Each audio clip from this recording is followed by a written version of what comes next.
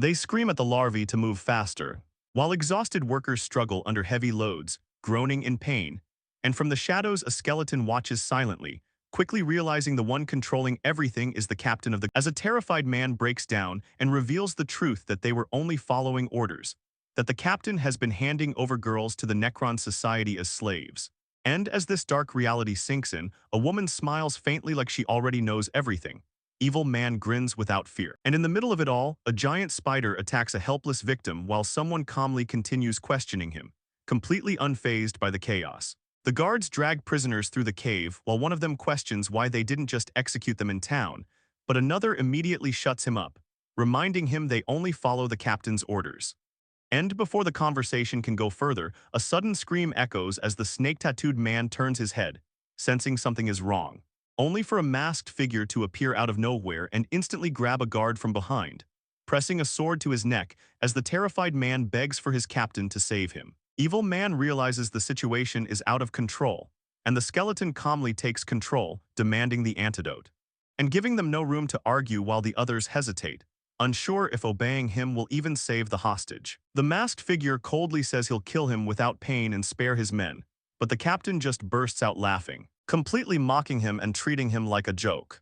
Asking if he even knows who he is, then reveals the real reason. Months ago a girl came to buy armor and was killed, and the armor he's wearing now belonged to her, making it clear this is personal.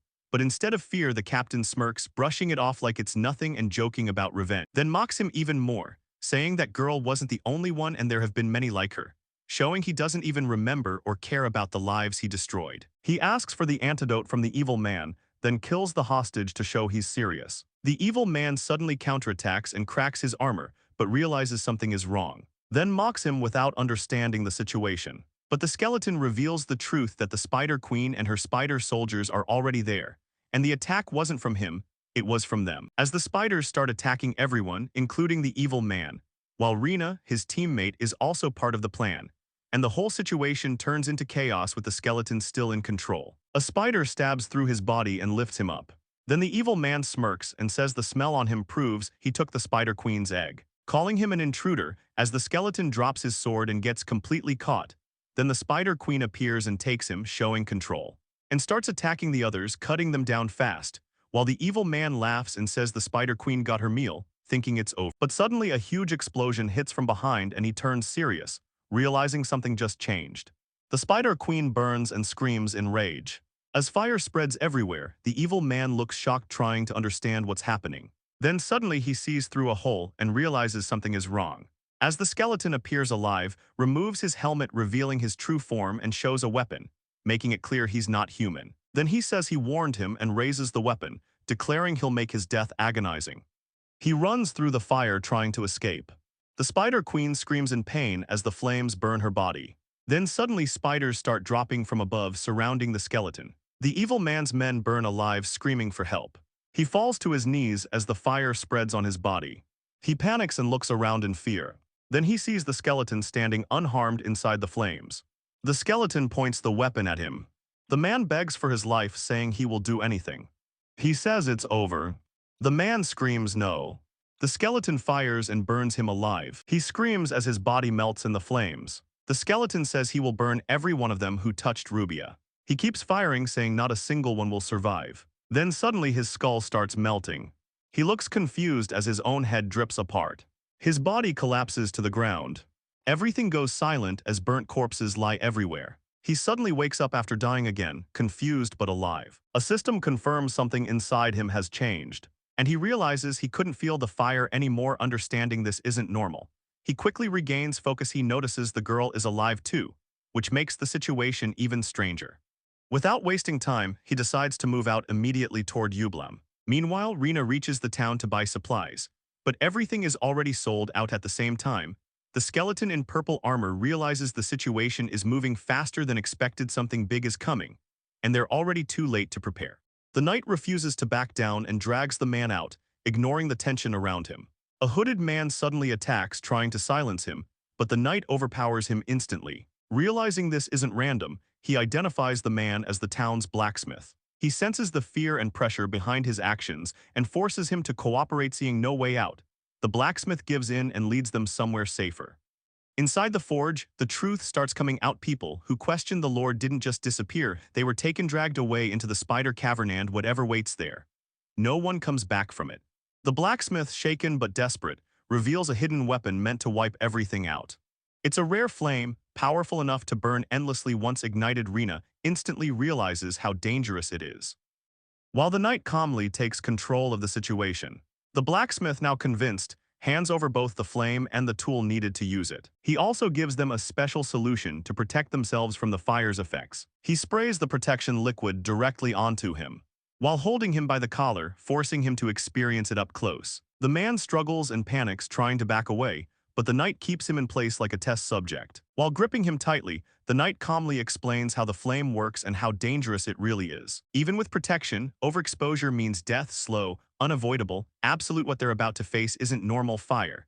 It's something that erases you before you even realize you're burning. Skeleton keeps the man lifted by the collar, staring straight into his eyes, forcing the truth out. Even while choking, the man laughs as if he has realized something. The fear in his eyes shifts. Not fear of death, but fear of what Skeleton really is. The man calls it out, saying Skeleton isn't human, and for a brief moment everything goes still. Before he can continue, Skeleton slams him down, silencing him. Then he admits it calmly. After decades as a blacksmith, he can tell there is something else moving inside that armor. And the room falls silent because the man is no longer begging. He's confronting the truth about Skeleton. Skeleton ignores the old man's twisted calm, while Rina gets angry beside him. Rina urges Skeleton to finish it, but Skeleton turns away, losing interest in killing someone already half-dead. Skeleton shifts focus, scanning the room, then notices a sword stuck nearby. Skeleton walks up, pulls the blade out and checks its weight and durability. The blacksmith panics, realizing what Skeleton is about to do, reaching out to stop him. Skeleton doesn't hesitate, raises the sword and presses it straight to the man's neck, and just like that, Skeleton decides this is the price the man pays for trying to kill them. Skeleton keeps the sword at the man's neck and finishes him. The place falls silent as everything settles. Skeleton walks forward with the sword on his shoulder. Rina follows behind, holding the weapon tightly. They reach the cave entrance and stop. Skeleton looks ahead at the cave. Rina smiles and adjusts her grip on the weapon. She starts walking inside. Skeleton pauses for a moment, then follows her into the cave. Skeleton moves behind Rina and quietly says, "Forgive me." Rina turns slightly confused. Skeleton taps his neck, then strikes her from behind. Rina's eyes widen and she collapses unconscious. Skeleton catches her from ground. Skeleton places her gently against the wall. Rina stays asleep, breathing calmly. Skeleton looks at her and tells her to rest. Next moment, Skeleton turns and starts running deeper into the cave. He grips his sword and says he'll be back soon. Skeleton enters deeper cave, fire and sparks spreading around, spiders burning in flames. Skeleton uses flame gun, aims at spiders, keeps distance and controls fire. Skeleton adjusts weapon, prepares to wipe all spiders at once. Skeleton hears voices, turns head toward sound. 3 men with swords walk forward inside cave. Looking alert, leader notices something wrong, reacts to missing spiders. Skeleton stands facing them, holding weapon ready. One soldier whispers to captain. They decide to talk. Group spreads slightly, surround area. Talk to Skeleton, saying he looks lost. They warn him about dangerous cave paths while watching him carefully. Captain talks calmly, says they are town guards and offers to escort Skeleton out. Captain pulls out a bottle, casually asks about eggs while holding it. Skeleton turns slightly and replies short, rejects the question. Skeleton grips sword tighter, prepares to attack. Skeleton suddenly swings, slash hits Captain before he reacts. Bottle breaks midair, liquid spills, Captain gets hit and staggers. Other guards step forward in shock, realizing attack happened instantly. Captain holds chest, confused how Skeleton noticed and reacted so fast. Group surrounds Skeleton again, now hostile, questioning his identity. Skeleton stands facing the captain, says he made a promise. Skeleton states it clearly, he promised the captain would die painfully. Captain and guards react, confused and annoyed, don't take it seriously. Captain gets angry, orders everyone to attack, guards rush in from all sides. Skeleton doesn't move, just pulls out the flame weapon and aims forward. Knight uses the flamethrower. Right arrow fire spreads everywhere. Right arrow, multiple guards get burned at once. Burning guards run and scream. Right arrow, Captain steps back holding his chest. Shocked Knight thinks he can't use the weapon too long or he'll overheat like before. Knight keeps distance and keeps spraying fire. Right arrow, more guards burning and falling. Captain recovers and rushes forward with sword, tries to attack from front. Knight reacts fast. Right arrow turns and blocks, interrupts attack with his weapon mid-swing. Captain laughs, says the Knight's weapon is already useless. Scrap. Right arrow fire device seen broken on ground. Spider legs appear from ground. Right arrow, Captain says burning eggs, made the queen angry. Captain picks up one intact egg, realizes one is still safe. Spider Queen appears behind Captain. He holds the egg and threatens her to obey. Queen immediately charges forward at the knight after Command Knight switches to sword, gets ready for incoming attack. Impact hits the ground hard, right arrow explosion shockwave as the queen lands. Skeleton drops to one knee, barely holding himself together, realizes that queen hit is insanely strong. Fire still burning nearby. Knight, thinking he only survived because of that, starts stressing about what to do next. Queen attacks again fast. Knight gets thrown back midair while trying to guard. Captain just standing there laughing, mocking him, saying a sword alone won't save him. Skeleton suddenly pushes off the ground, quick movement setup. Captain notices something's off, turns confused like, huh. Spider Queen goes full rage mode, screaming, locking straight onto the skeleton. Skeleton quickly looks back, sees the last egg still burning, realizes it's about to be destroyed. Egg cracks in the fire, melting. That was the last one. Spider Queen instantly lunges, crazy speed, straight kill intent. Skeleton, damn screw it, I'll gamble, reaches out to act. Boom. Huge impact, something hits hard, skeleton's helmet shatters mid-blast. Captain still grinning like a psycho, holding the egg, talking trash, basically telling him to just die and feed the spider. The Spider Queen fixes her gaze on him, her killing intent pressing down as the skeleton feels the weight of it. A sudden strike lands on her face, snapping her head back as she gets caught off guard for a moment. She erupts in rage, flames still burning her body, yet she charges forward like the pain means nothing.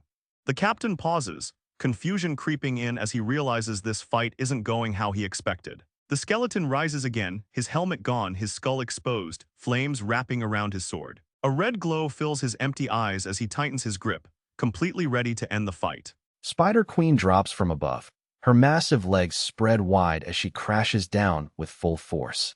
Skeleton drives a rapid chain of slashing strikes downward, blade trails carving through the air in a single devastating rush, and green fluid sprays as the blow connects with the target below.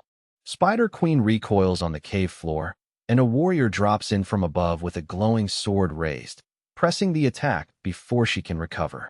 The attacker drives a vertical energy slash straight into Spider Queen's torso, and she recoils hard, mouth open, claws thrown wide, absorbing the full force of the blow. Captain swings a flaming sword down in a blazing arc, and the monster slumps beneath it, burned, leaking green fluid, its glowing eyes dimming. Captain stares at the fallen Spider Queen in disbelief, unable to process what just happened. Then the real shock hits. The swordsman standing over her isn't figure, and Captain has no idea what he actually is. Seizing the opening, the swordsman grits his teeth. Whatever that thing is, this is his chance. He raises his blade overhead and brings it crashing down toward Skeleton's exposed back. The blade comes down. A glowing slash tears across the other fighter's head, and he recoils in shock, barely processing what just hit him. Skeleton laughs as the kneeling man screams about his arm, clutching the wound in agony. The glowing red sword hangs overhead, dripping with the aftermath of the strike. Skeleton leans in and explains that the flames cauterized the wound. There's no need to stop the bleeding. But it would be unfortunate if the man died too early from blood loss. Skeleton adds coldly that if that happened, he wouldn't be able to keep his promise. The injured man panics, cursing under his breath, demanding to know where his men are, screaming for someone to get rid of Skeleton at once. Skeleton stands directly behind him, close enough that the order is almost certainly too late to matter. Someone off-panel screams for the guards to do something, to hurry up and kill Skeleton. A long pause follows before Skeleton answers plainly. Every last one of them is already dead. The guards lie scattered across the ground, motionless in the dust and smoke. The commander's composure breaks completely. He screams for the spiders, demanding to know where they are, then immediately orders someone to crush Skeleton on the spot. Skeleton's answer lands like a hammer. All of the spiders are dead as well. The proof lies scattered across the ground, where massive insect corpses sit motionless in the smoke. The purple-haired man collapses to the scorched ground, cursing through gritted teeth, still screaming for someone to kill Skeleton, but there is no one left to answer. Skeleton stands behind him in silence, watching. Flames erupt across Captain's body, and he screams. The fire has caught him. He thrashes in panic, crying out as the blaze spreads, while Skeleton watches from behind without lifting a finger. He clutches his arm and screams, begging the flames to die out. Go out. Go out, damn it. Now a voice nearby panics that it keeps spreading, cursing as it moves, and Skeleton points off to the side. Captain thrusts a burning hand forward, screaming at someone to stay back, calling them a monster, but the fire refuses to obey, and the flaming hand makes contact with Spider Queen's body anyway. The gray-haired armored man gasps, looking up in shock as Captain's boot slams down above him. A sharp impact bursts up beyond the ridge, and Skeleton immediately turns toward it. Whatever just hit out there pulls his attention off the fight. Skeleton peers over the cliff's edge and spots a figure engulfed in flames rising from the cavern below. Fire and sparks swirl around the burning shape, its identity impossible to make out through the blaze. The robed skeleton watches the burning figure below and speaks without pity. That really was a stupid way to go. Skeleton declares it's all over now, standing at the chasm's edge with the flaming sword in hand. He admits he'd like to keep it, but the weapon is too dangerous to carry around, and he's ready to let it go. The flaming sword drops away into the fire below, and Skeleton turns from the edge. The fight is done, and somewhere else, something is waiting. Skeleton freezes. Spider Queen looms right behind him, glowing red eyes fixed on his back. He jerks back with a shocked, "What?" as the white mane-haired demon stays on its feet. A harsh "K-I-K." Skeleton's stomach drops. He just threw away his only weapon. "Damn it," he mutters, staring down at the flaming sword lost below, the Spider Queen still standing right behind him as he scrambles for what to do next. Spider Queen swings a scythe-like limb straight at him. Skeleton stumbles backward, unarmed and completely exposed. He barely gets the curse out before a thorn-like spike drives straight into Skeleton's eye socket. He jerks upward with a "damn it." Spine still intact, Skeleton squares up against the Spider Queen, one eye socket impaled, no sword, nothing in hand. The Spider Queen raises her scythe-like forelimbs, and a puddle of green fluid on the ground is the only evidence anything has already landed. Spider Queen curls inward, clutching a speckled egg-like object against her body, trembling as a strange shriek escapes her. Whatever damage Skeleton dealt, it wasn't enough to finish her, but something about that egg just changed the fight entirely. Skeleton charges straight at Spider Queen, unarmed, damaged eye socket and all, closing the gap fast while she's still hunched over that egg. Skeleton stops. The fight's over, and he knows it. She wasn't trying to kill him. "I guess she just wanted to keep her eggs safe," he says quietly, staring at the flames consuming what's left below. A dungeon clear notification confirms the web's linger is defeated, ranking the completion D+ at despairing difficulty. Soldier points surge by 400% for the clear, and another 50 for finishing near death, and a new quest called Borderline Adventurer begins. Storming out of the cave with a sack in hand, Skeleton turns and demands to know if anyone understands how betrayed she feels. Rena storms forward, pointing at Skeleton and demanding to know how anyone could go in alone, and whether Skeleton really trusts her that little. Skeleton pulls out the pouch and tips it open, gold coins spilling into view, and Rena's argument cuts off mid-sentence, replaced by a sharp, "And what's that?" before she can even finish threatening to not let this go. Rena turns her head aside, flustered, then whips back around and jabs a finger at Skeleton. She'll get stronger so she's never a burden again, but Skeleton had better not pull a stunt like this twice. Skeleton's reply is immediate and flat. "As you wish." With the argument settled, someone asks where they're headed next. Rena smiles and takes the lead. She'll bring Skeleton to her guild's branch office. Skeleton stops short at the mention of a branch office, a question mark practically hanging in the air above her helmet. Rena leads the way to a large multi-story building, children running past in the courtyard outside. This is the guild's branch office. Skeleton stops at the gate, staring at the courtyard full of children chasing a ball and playing in the dirt. After a long silence, the question finally comes. "This is the guild's branch office?" Rena gets her answer before she can give one. A child comes sprinting across the courtyard and throws both arms around her, crying out, "Uni!" Rena catches her without missing a step, pulling her into a full embrace. Rena reminds Companion that this is the knight who helped me out, and Companion responds, "Hello, Sire Knight." Rena reminds Slime that it's been a long time. Rena, and Slime responds, "Headmaster." The scene shifts inside. Tea poured into a waiting cup in a quiet study lined with bookshelves and a fireplace. The building's calm interior a sharp contrast to the courtyard reunion just outside. Skeleton asks if Slime has been well, and Slime returns the greeting warmly, addressing Rena by name and noting she looks well too. The formal exchange over freshly poured tea marks the real start of their meeting. Slime asks who the armored figure is, and Rena answers without hesitation. Skeleton is the knight she owes a great deal to. The headmaster bows and introduces himself as Lime, the headmaster of the orphanage, but Fellow meets the greeting with complete silence, offering nothing back. Lime takes note of this, remarking dryly that his new guest is a man of few words. Slime suggests Skeleton remove the armor, saying it must be uncomfortable. Skeleton refuses. Leaning forward, Skeleton cuts off any follow-up. Whatever Slime is worried about finding underneath, Skeleton is fine with that. Skeleton recoils, the question bursting out before she can stop it. What? How do you? Cut off mid-sentence. Whatever composure she'd been holding suddenly gone. Rena jolts, but Slime's voice stays calm over the disruption.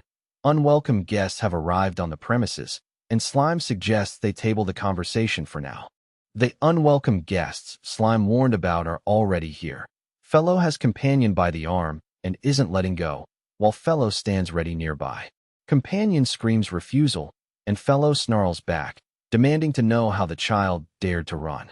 That's when a new voice cuts in, calm, polite, and completely out of place. Someone asks what the problem is, and Fellow snaps back, demanding to know who's speaking, his grip on Companion never loosening. Slime steps forward and identifies himself as the headmaster of this orphanage, then tells Companion's group to release the child before any talking happens. Companion fires back, claiming they run the orphanage in the nearby village, and that the child is a runaway who belongs to them. Fellow drops the pretense of concern.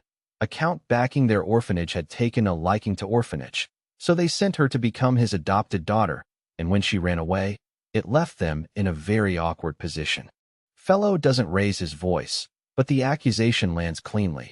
Even if she's an adopted child, isn't it reasonable she'd run away if they were abusing her like that? The woman grabs Slime by the chest and stops him cold. She tells him plainly, she has no interest in whatever philosophy he uses to handle children. Slime calmly tells the woman to look the other way. They only came to take the child back, and they'll leave without trouble. The woman refuses flat out. That child is in her orphanage, and that's reason enough to stand her ground. The woman shifts tactics, offering to settle things through negotiation. Fellow fires back with an accusation. That orphanage is no different from them, just another operation profiting off children. The woman doesn't hesitate. When the opposing side demands she hand over the children, she smirks and flatly refuses. Fellow demands to know what she just said, and she repeats it without flinching. She'll decline. She smiles and tells them exactly why. She's not running orphanage, so dirty pigs like them can use children as puppets. Fellow lets out a shocked, "What?" as the hooded woman cuts past his reaction. She tells him she gave him the chance to settle this quietly, but that window is closing fast. The order comes, "Forget it, kill him." And Fellow's attackers surge forward all at once, one swinging a baton overhead and another charging in with a blade drawn. Reno watches the chaos unfold and wonders aloud if they should help him. She answers her own question, no need. With a confident smirk, she adds that the ones who'll be needing help are those idiots. Two of Fellow thugs bring their swords down on Slime at the same time, blades raised high and closing fast from both sides. Slime doesn't dodge in time. The blades tear through, and the silhouetted figure is swallowed by the impact, arcs of force ripping across the panel in every direction. The hooded woman laughs off what just happened, calling whoever she's mocking an idiot, but the taunt dies mid-sentence as something stops her cold, shock breaking across her face. Slime surges forward and engulfs Fellow, who chokes and screams for someone to save him. As Slime holds its victims trapped in the green mass, a woman watches the scene with cold detachment. She muses that humans are pure of heart and adorable as children, then asks how they turn so stupid and ugly when they become adults. Rena recoils and demands to know what Fellow is, because one of his eyes is now burning red, the other still green, and he's staring forward with a faint smile that doesn't belong on someone who was just swallowed by a slime. Slime erupts outward in a sudden surge, and Fellow stumbles back in open shock as the mass swells far beyond what it contained a moment before. Slime crashes over Fellow in a wave, engulfing him completely as he screams and throws up an arm against the surge, but there's no stopping it. From inside the slime, a voice cries out, faint, desperate, begging to be saved. Rina barely gets a word out before Slime cuts through the silence with a calm, almost cheerful apology. Asterisk, I apologize. Were you surprised? He turns to face the two observers and makes his intentions clear. I'll properly introduce myself this time. Slime introduces himself with a polite bow. His name is Slime, and he's the manager of the T&T Guild's Eastern Branch office. Slime reminds Rina that a branch manager. Slime answers that question himself, smiling as he admits he's a fellow non-figure just trying to get by in the figure world. Skeleton bows his head, stunned. He'd heard intelligent slimes were so rare you could count them on one hand, but now he's actually seeing one with his own eyes. Slime crouches down and wraps the child in a hug, softly asking if they were scared, while behind them, a voice cuts through, warning that the people they just crossed are backed by nobles. Slime just smiles, the child still clinging to him, and says he didn't join a figure guild for nothing. Cleaning up a mess like this is no problem at all. Skeleton listens as the reassurance lands. Slime pours a drink as the question lands.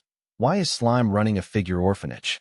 Skeleton and Rina sit quietly, and the only answer that comes back is silence. Slime finally breaks the silence, explaining that slimes have no gender and no parent-child relationships. Rina holds her steaming mug while Skeleton listens from the table, the answer reframing everything they assumed about the orphanage. The scene shifts outside. Kids are playing in the courtyard, laughing and reaching for each other, while an observer watches from a window above. A voice carries through, noting that unlike other species, humans look completely different from one another as they grow, and that's exactly what makes them fascinating. Slime leans against the window and admits that while slimes can take on any form, every shape they choose is just a shell, nothing more. Slime takes it a step further, adding that another way to see it is that they're simply shapeless, and offers to shift forms entirely if Skeleton would be more comfortable. Skeleton's reply cuts through the offer flat. That's fine, but how did Slime know? Slime reveals that the headmaster is an appraiser.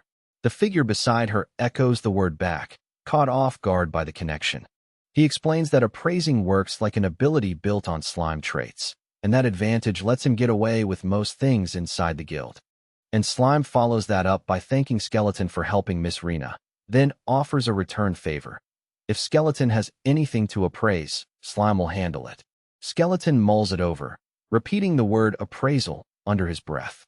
A hand extends a glossy red object towards Slime, asking if he can take a look at it.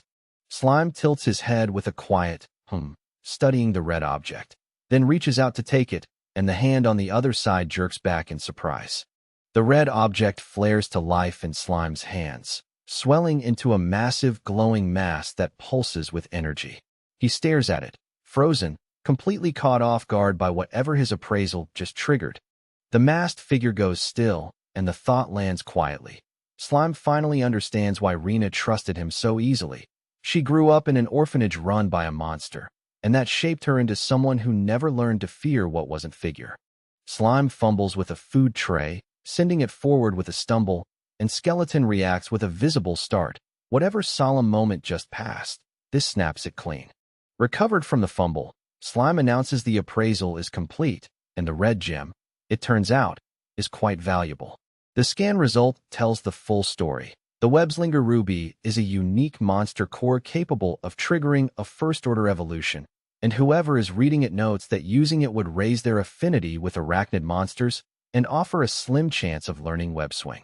Skeleton recoils and grabs its head as a system notification flashes, assimilation rate dropping from 92% to 68%, the gem's energy already taking effect.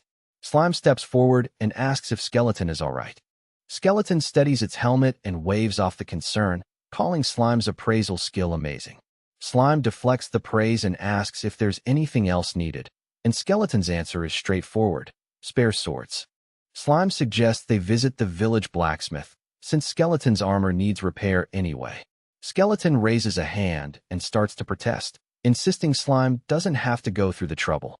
Slime brushes off the protest, saying keeping Rena safe is the least he can do. He offers Skeleton a room for the night and promises to take the armor to the village blacksmith himself.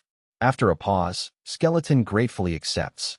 That night, a streak of light cuts across the sky above the orphanage, blazing past the full moon before vanishing into the dark. Skeleton sits alone by the window, turning a red object over in her hand and pressing a finger to her jaw. Class change, huh? She murmurs, weighing whatever the gem revealed. A voice calls out from inside the room. Sir Knight? Skeleton turns her head from the window, caught mid-thought. Rena has crossed the room and now stands facing Skeleton directly, one hand gripping her opposite arm guard, close enough that there's no ignoring her. She asks if Skeleton is stargazing, her voice soft and curious as she steps closer to the window. Rena asks why Skeleton is here instead of staying with her sister, and when Skeleton says she's asleep, Rena presses further.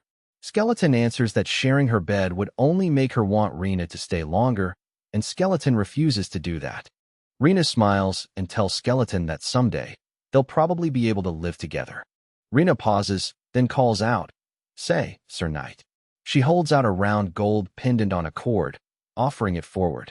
Skeleton lowers its head toward the offered item without a word. Rena admits the pendant is the only clue she has to where she came from. She was too young to remember anything, and it was around her neck when she was left at the orphanage. Skeleton holds it out and asks why Rena is giving it away. Rena explains the pendant is for a specific day, the day she finally becomes a branch manager and Skeleton completes its quest. She wants them to celebrate that moment together. And Rena follows it with the real question, asking if they will live together. The scene pulls back to the exterior of the building at night, and somewhere inside, a sound cuts through the quiet, drawing attention to where Rena and Skeleton still stand together. Skeleton stands at the edge of a forested estate, then pauses, one hand drifting to its chest, murmuring quietly to itself, as though something has shifted inside the armor. The attendant reports that the repairs finished in a single day, then presents the sword Skeleton had requested, his voice careful, uncertain whether the result would satisfy. Skeleton lifts the repaired sword overhead, and the verdict comes through clearly, not bad at all. Skeleton apologizes for the imposition, and Rena waves it off from the doorway, until something catches her eye and she stops short, startled. Rena snaps around to face Skeleton directly, and beside her, Slime stares over in open confusion. Skeleton stands silent, offering nothing. Slime breaks the quiet with a polite but direct question, asking Skeleton where the next destination is. Skeleton grips the sword and admits, with some uncertainty, that another dungeon seems likely, but no decision has been made. Slime steps in with a smile and makes an offer, asking Skeleton to join the guild. Skeleton's response is a single stunned word. What? Slime lays out the real pitch. Rena's trainee rank limits the information she can access, but if Skeleton joins the guild under his recommendation, full member benefits kick in immediately. Slime backs the pitch with a grin, telling Skeleton he'd make a great member, and not just out of admiration, but because he knows how to spot real talent. Skeleton says nothing. After a long pause, Slime turns down the offer outright. No, I'll have to decline. Skeleton gives the real reason. Being tied to a group isn't something they do. Slime takes the refusal in stride, calmly sipping from his mug, but a voice cuts through. Is that so? That's disappointing. And nearby, a fist tightens. Skeleton makes the alternative clear. Rena is enough. Any information needed going forward, Skeleton will get from her directly. Rena freezes at the mention of her name, her face flushing as she presses a hand to her forehead in stunned silence. Slime shifts the conversation, asking what Rena would need to do to actually become a full guild member. The answer comes back simply: complete guild requests or donate gold, and Skeleton's quiet echo of donate suggests that second option just became the more interesting one. Rena digs through her pouch and dumps her spider hunt gold onto the table, asking Slime if the amount will cover it. Slime glances down at the gold and confirms it. The amount is enough. A system notification flashes in front of Skeleton. Rina is now an official guild member. Her information access has expanded, and the T&T Guild can be contacted through her directly. Skeleton's assimilation rate dips slightly to 56%. Slime unrolls a long scroll and begins reading the guild bylaws aloud. A formality, he says, but one they need to get through. Rina reacts with surprise while Skeleton stands opposite them. A glowing blue display lit across the chest, quietly registering what appears to be a scenario update. Skeleton studies the blue display, wondering whether meeting all the requirements will trigger something once Rina becomes an official member. As Skeleton weighs how to proceed, Slime continues reading aloud a clause warning about any information that threatens the peace of Amber. The masked figure issues a sharp command. Whatever information needs reporting must go out immediately, through every available channel. The listener's short, confused reply suggests the urgency hasn't fully landed. Skeleton catches the word and cuts in. Wait, did you say Amber? Slime, holding a cloth up against Rina, answers plainly that he did, asking if something's wrong. Amber is a city that wears two faces, a busy maritime port lined with steamships and cranes, and an industrial powerhouse of gears and engineered towers rising behind the harbor. Skeleton already knows what this city is about to become. 20 years before linking up with Mistress Succubus, Amber will be swallowed by war between the Empire and the Freedom Alliance, triggered by Crown Prince Alton Clements II. This is the war Skeleton foresaw. Skeleton charges forward on horseback with sword raised, soldiers advancing in formation around the flanks, while Rina closes in with blade drawn on the opposite side. Caught in that memory, a voice lays out the brutal geometry of it. Amber sits directly between the two powers, which makes it the Empire's first target when war breaks out. Skeleton asks why this clause appears in the promotion procedure at all, and Slime pauses before explaining. It's classified information, but Skeleton won't have trouble with it. It marks the location of the guild's headquarters. Slime looks up from the paper, a flicker of hesitation crossing his face. Should I tell him? Before deciding to push forward and ask Skeleton one thing directly. Skeleton leans into the question directly. If the Empire moves on the Freedom Alliance, Amber is the obvious first target, the biggest obstacle in the path of conquest. Wouldn't that qualify as a grave threat? Skeleton asks, as mentioned in the bylaws. Slime leans back with his hand on his chin and concedes the point. Skeleton's read on the Empire's intentions is exactly right. A voice confirms that Amber is the Empire's biggest obstacle, geographically and politically, but adds that they've already anticipated this and prepared a proper response. Slime cuts in sharply, repeating the phrase back as a question, then raises his hand and shuts the conversation down. That's the end of this, he says, holding up the document. I can only reveal this much. Slime extends his hand and formally congratulates Rina on her promotion, declaring her an official member. She shakes it and thanks him, the paperwork behind them already settled. Skeleton doesn't wait. The handshake barely settles before asking what it takes for Rina to make branch manager. Slime laughs and points out that Rina just became a full member, with Rina watching from behind as the two talk over her future. Skeleton gives Slime a straight answer. It plans to prioritize Rina's promotion, but only because the path looks useful for its own goals too.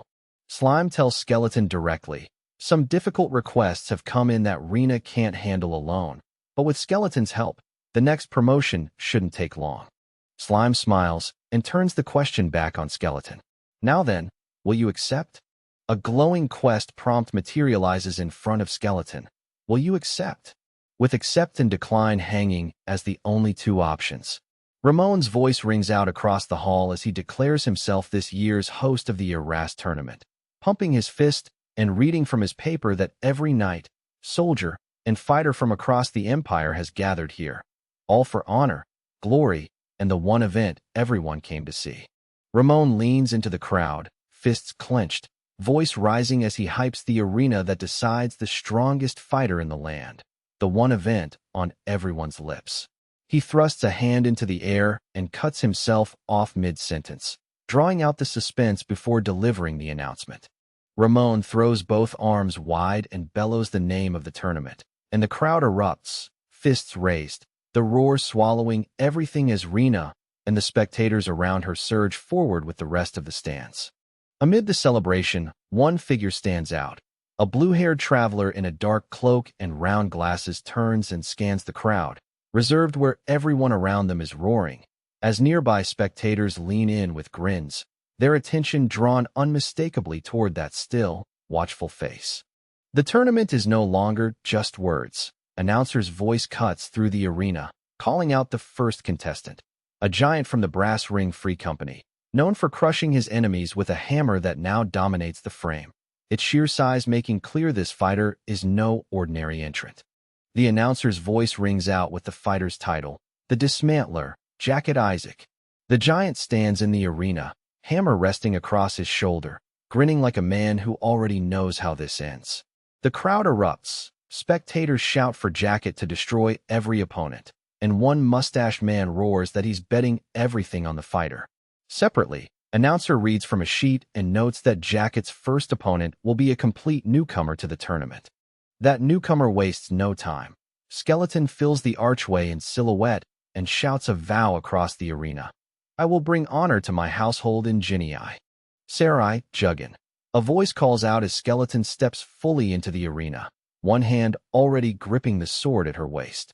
She draws the blade steady and slow, cape shifting behind her. Jacket's newcomer opponent, ready to fight. Sword raised, Skeleton calls out for the contestants to get ready. And across the arena, the horned fighter drops into a ready stance, weapon gripped tight, waiting for the signal to charge. Begin. And the horned fighter explodes forward, closing the distance across the stone courtyard as Skeleton holds position, sword leveled and ready to meet the charge. The horned fighter brings his weapon crashing down in a brutal overhead swing. Skeleton holds steady, sword braced forward to meet the blow head-on. The hammer connects with a thunderous impact, driving Skeleton back as dust explodes across the arena floor. The letter is from a household in Genii. They want to hire a mercenary to enter the tournament under their crest. Skeleton reads it and pushes back hard, demanding to know what kind of household head lets a stranger carry his crest when he has knights of his own. Slime explains the answer plainly. The household never trained a knight because they built their fortune through leather trade, not warfare. They want to hire a mercenary specifically to sidestep the pressure from the tournament's event sponsor. Skeleton asks who exactly the sponsor is, and Slime reads from the document. The Lord of Arast, of the Ray family, and the younger brother of the deceased lord. That last detail stops Skeleton cold. The terms come next, 2 siren for every win, but no extra pay past the 8th round. Skeleton approves. A household that caps the payout isn't looking for glory, just a quiet solution, which suits a hired mercenary just fine. The deal is done, and the person who drafted it leans forward with a smile, asking plainly whether Skeleton will accept. Skeleton gives her answer, and somewhere across the city, a horse-drawn cart rolls forward, its passenger bracing against the jolt as the wheels begin to turn. On the wagon rolling through the forest, Rina and Skeleton trade a quiet exchange. The Ray family in Arast comes up, and Skeleton notes it plainly. That's Rubia's hometown. Skeleton pieces it together. Rubia's uncle, the one who just took the title of Lord, is probably the same man who killed his own brother and tried to have his niece murdered. Rina quietly wonders aloud whether she should kill him, the man behind all of it. Slime turns on the cart and asks about the person who bought the armor, who exactly paid for it. Rina rests her chin on her hand and asks quietly, "What was she to you?" Rina shuts the question down fast. There was nothing between them, she says, but Skeleton admits that describing who that person even was is beyond easy answers. Rina calls the subject an attractive person, then turns the question back, asking whether Skeleton would have answered any differently if she had been. Skeleton's answer catches Rina off guard for just a moment. Then Rina says no, she would have answered the same way regardless. Skeleton speaks up, voice steady. There's something that must be done. Rina pauses, then answers quietly. She understands. The driver turns back and calls out that they've arrived. This is Arast. Rina looks up from behind the cargo, and Skeleton sits quiet beside her as the town comes into view. The crowd is already flowing into the tournament gathering. Vendors, families, and children in tow, the whole town alive with it. Skeleton moves through the bustle. Hood up, just another face in a sea that has no idea what brought him here. Skeleton falls into the flow of the crowd, moving with them through the arched gate as red banners hang overhead. Just another body passing into the fortress that holds everything she came here to settle. Inside the fortress grounds, the path opens into a tree-lined walkway packed with attendees, and Rina takes it all in, remarking that a popular event really does draw the crowds. Nearby, the registrar calls out for anyone holding a Ray family invitation letter, and Rina steps up to the booth, declaring she'll register, leaving the registrar visibly caught off guard. Registrar barely has time to react before Skeleton steps forward and declares, with absolute certainty, that it is he who will be competing, while Rina watches quietly from behind. The registrar asks where they're from, and Rina answers plainly, Jinei, then slides the letter of invitation across. The registrar flips through his ledger, scanning the pages until his finger lands on the entry. Jinei found. The letter confirmed legitimate. Slime asks for a name to complete the registration, and Skeleton freezes, the question catching them completely off guard, with no answer ready. Skeleton asks outright whether giving a name is really necessary. The registrar hesitates, pen hovering over the ledger, but confirms it is required. Skeleton turns away, murmuring to themselves, my name, huh? Rina stammers, caught off guard, while the old man fixes her with a long, silent stare, waiting. Rina breaks the silence by leaning on the counter and laughing it off, telling the registrar that Skeleton is just a little shy. The registrar answers with a flat, giving nothing away. Rina steps forward and gives the registrar a name, Sarai Juggin. Skeleton steps forward, and both Rina and registrar go wide-eyed at the sight, the name on the registration sheet now standing in full armor before them.